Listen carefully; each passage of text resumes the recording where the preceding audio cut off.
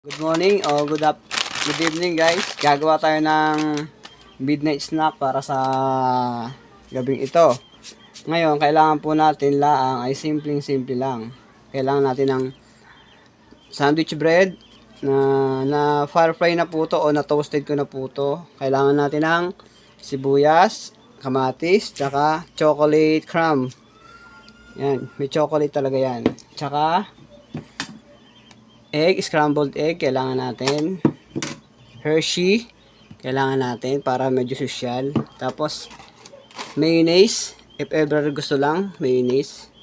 Tapos, and the last is bicat, para medyo social. Then, ang procedure niyan ay, una natin ay, 1 sandwich bread, tasty. Wheat bread po ito.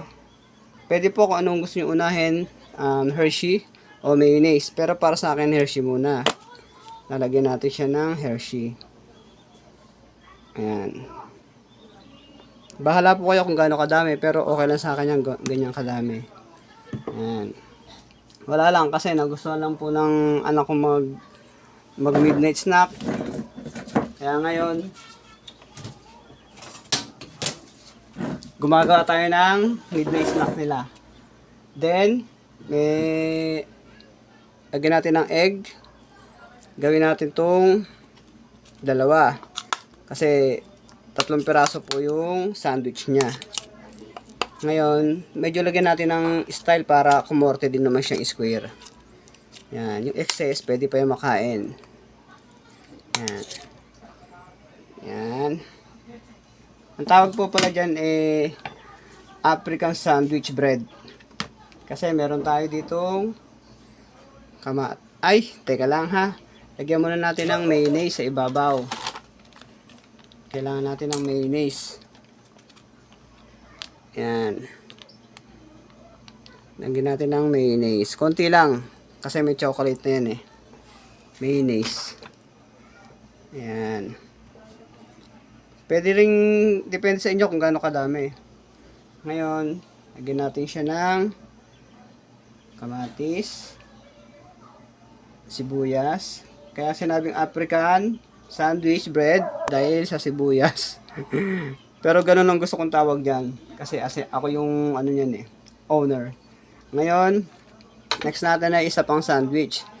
Pero make sure natin na lagyan natin ng mayonnaise para siya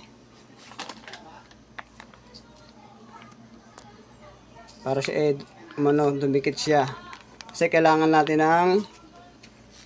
din natin ng toothpick dito para kahit pa paano magdikit siya. Pero didiskartehan na lang natin para siya dumikit.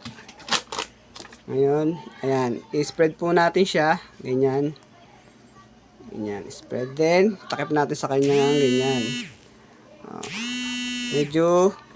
Pero kahit likod siya, masarap po yan. Ngayon, lagyan ulit natin siya ng chocolate, Hershey. Kasi gusto ng mga bata yan. Then, lagyan natin ulit ng egg. Lagyan ulit natin siya ng design sa gilid. Tapos set aside po natin yung mga tira. Pwede po pong kainin yan. Ngayon, ganyan lang po. Napakasarap tingnan yan. Then, lagyan natin ng konting mayonnaise. Konti lang kasi sa sobra naman Ayan, napag-aralan ko po yan nung ako po nagtatrabaho sa restaurant. Almost 13 years yata ako doon. Ayan. Tapos, lagyan natin huwag kalilimutan ng kamatis o tomato. Ayan. Ayan, pampasarap, sibuyas. Pampalusog ng katawan. Ayan, maraming vitamins po yan sa katawan. Ayan. Tapos, last sandwich bread or tasty, lagyan natin ng konting mayonnaise. Konting mayonnaise. Spread po natin. Yan. Depende sa inyo kung gaano kadami. Takip po natin ganyan. Yan. Takip natin ganyan.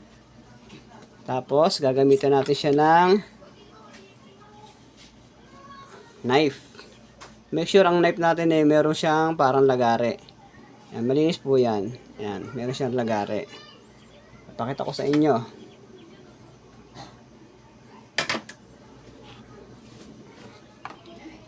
Kailangan nating yung gilid niya, pwede nating wait.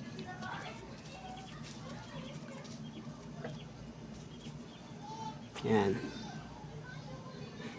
Spread natin hiwain natin yung gilid para maganda. Para diretso na siyang kainin. Wala na sabit-sabit na matigas. Pero matigas naman talaga siya kasi na po yan. Na toasted na po yan sa oven toaster. Yan.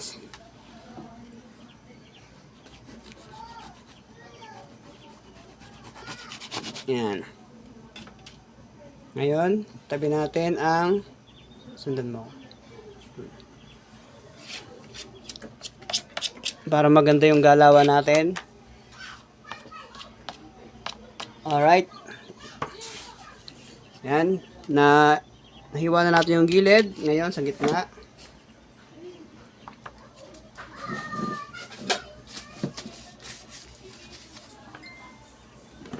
Gitna tayo. Gitnain natin.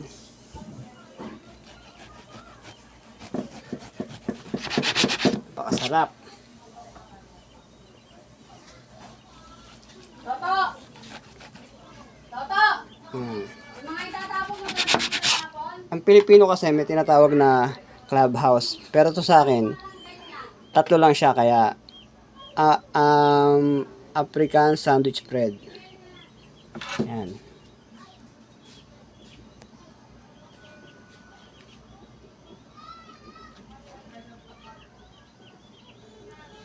Yan, kailangan din natin ng gandahan natin ng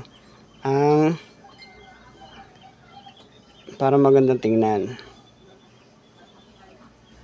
Yan.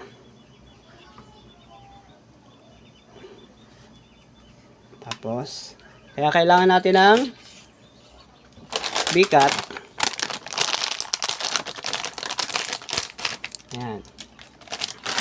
Lagyan natin siya sa gilid. Yan. Kaya kailangan din natin ng tinatawag na chocolate crumbs o chocolate beads. Pampaganda ng po yan. Para hindi naman po maalat. Kasi maalat yung chichirya. Yan. Yan.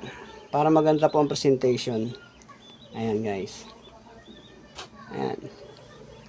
Tingnan nyo maigi guys. Mukhang masarap po. Ayan.